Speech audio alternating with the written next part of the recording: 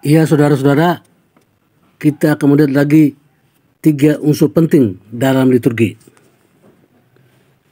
Ketika Kristus hendak merayakan perjamuan Paskah untuk menetapkan tubuh dan darahnya, ia menyuruh para muridnya agar menyiapkan segala sesuatunya.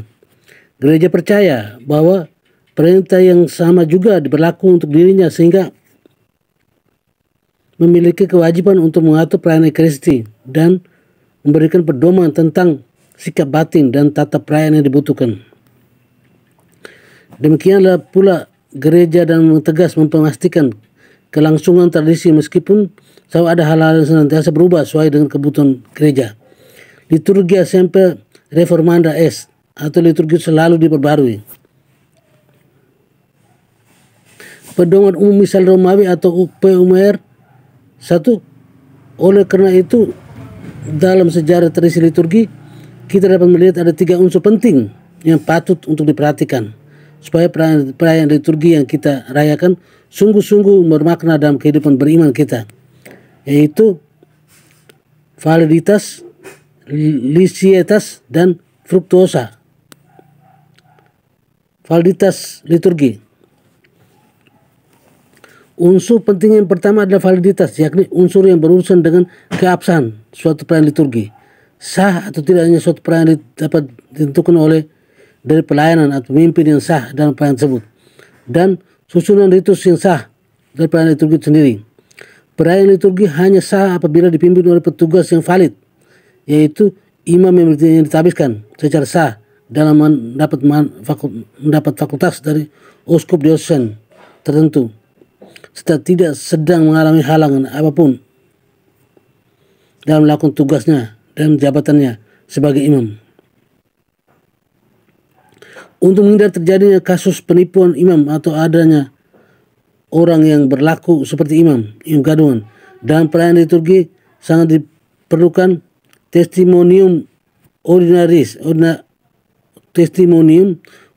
ordinationis, yaitu bukti atau surat tabisan dari imam yang bersangkutan atau kartu celebrate imam sebagai surat rekomendasi merayakan Ekaristi dan fakultas mendengarkan pengakuan dosa serta memberikan absolusi sakramental.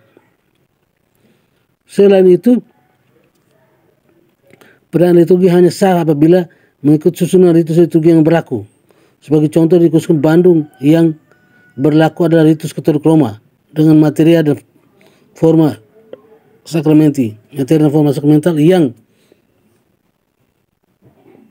tidak diubah seturut ketentuan hukum yang berada.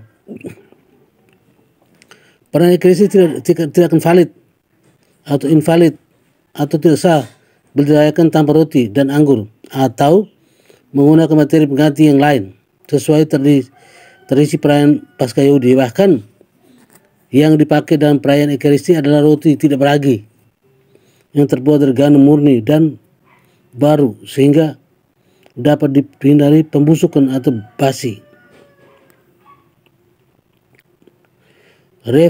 Redemptionis Sacramentum atau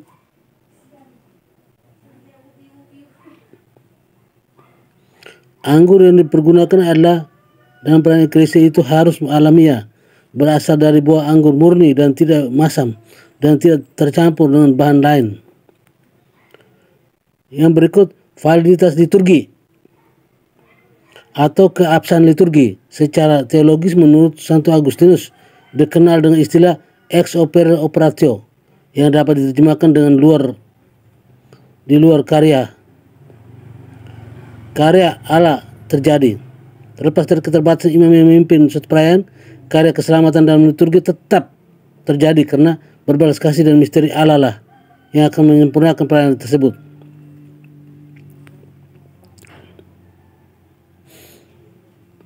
Dengan kata lain, apabila syarat minimal valid tidaknya liturgi sudah terpenuhi, yakni materia dan forma serta fakultas yang dimiliki imam, maka keabsahan liturgi imam sebagai pemimpin dan situasi umat yang berpartisipasi serta berproses jalannya perayaan tidak akan mempengaruhi keabsahan liturgi yang sedang dirayakan.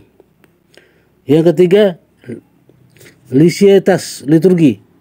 Unsur penting yang kedua adalah disietas, yakni unsur yang berurusan dengan kelicitan suatu pelayanan liturgi. Licit atau tidaknya suatu pelayanan dapat ditentukan dari kekudusan pelayanan atau pemimpin pelayanan tersebut dan kepantasan umat yang mengikuti serta ritus yang halal yang terjadi di dalamnya.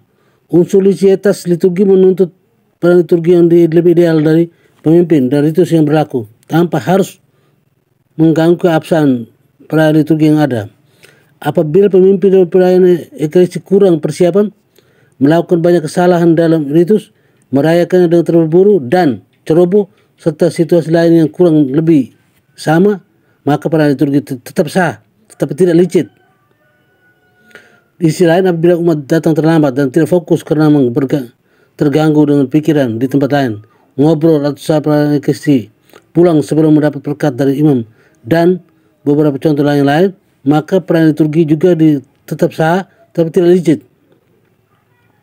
Selain itu, apabila pelayanan ekaristi dirayakan dengan kurang hikmat, sekedar formalitas, beberapa ritus hilang karena lupa menyediakan di pelayanan liturginya, seperti lavabo untuk ritus cuci tangan oleh imam dan lain-lain, maka sekali lagi pelayanan liturgi tetap sah, tetapi tidak licit. Liturgia fruktosa. Unsur yang penting yang ketiga adalah fruktosa, yakni unsur yang berurusan dengan berbuah atau tidaknya suatu pelayanan liturgi. Liturgi itu berbuah apabila liturgi yang dirayakan tersebut dapat membantu umat beriman untuk mencicipi liturgi surgawi. Dalam liturgi terjadilah sanctificatio humanum, pengudusan manusia, dan glorificatio Dei, pemulihan Allah. Liturgi yang berbuah terjadi karena kita melakukan kidung kemuliaan kepada Tuhan, sehingga kita berharap akan ikut serta dalam persekutuan dengan pelentara surgawi agar pantas bersatu dengannya. Sacrosanctum Concilium. Liturgi yang berbuah terjadi apabila umat beriman sungguh-sungguh merasakan pengalaman bersama dengan Allah dalam liturgi dan menjadikan liturgi sebagai pendorong agar mereka sehat jiwa dalam kasih dan melaksanakan apa yang mereka peroleh dalam iman dalam hidup sehari-hari. Dengan demikian, umat beriman diutus untuk mewartakan kabar gembira yang dirayakan dalam liturgi dan diteruskan atau dipraktekkan dalam hidup yang lebih nyata pada siapapun dan dimanapun berada. Liturgi berbuah adalah lanjutan tahapan dari liturgi yang valid dan licit, sehingga kesatuan dari ketiga unsur dalam liturgi tersebut tidak dapat dipisahkan satu dengan lain. Unsur validitas menyangkut pelayanan liturgi yang benar karena berhubungan dengan fakultas pelayanan, materia, dan forma sakramen yang berlaku. Unsur licietas menyangkut pelayanan liturgi yang baik karena berhubungan dengan kaidah atau pedoman liturgi yang ditetapkan. Sedangkan unsur fruktuosa menyangkut pelayanan liturgi yang indah karena berhubungan dengan motivasi dan tujuan pelayanan liturgi diadakan. Dengan demikian, semua ketiga unsur penting ini dalam liturgi dapat kita upayakan terus-menerus tanpa harus mengabaikan yang satu karena menekankan unsur yang lain, sehingga perayaan liturgi yang kita rayakan tidak sekadar kewajiban kita sebagai umat beriman, tetapi karena kita memang sungguh-sungguh membutuhkan. Perayaan liturgi adalah cara istimewa Kristus menguruskan kita semua, maka marilah kita menyiapkan diri dengan sungguh-sungguh agar perayaan liturgi dapat berlangsung dengan baik dan indah sebagai ekspresi dari terwujudnya liturgi yang valid, licit, dan berbuah. Semoga. Thank you.